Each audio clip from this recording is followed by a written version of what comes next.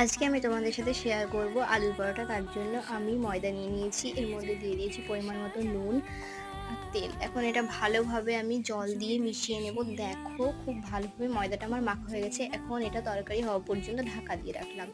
আলুটাকে ভালোভাবে আমি মেখে নিয়েছি। তরকারিটা বানানোর জন্য পেঁয়াজ, রসুন, আদা, জিরে বেটে নিয়েছি আর টমেটো কুচি।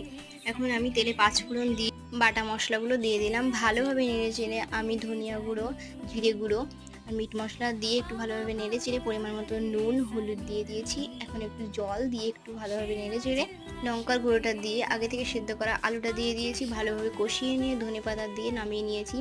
দেখো এখন ময়দাটা পুরোপুরিভাবে পরোটা করার জন্য তৈরি হয়ে গেছে। আমি এখন পরোটাটা বানিয়ে নিচ্ছি।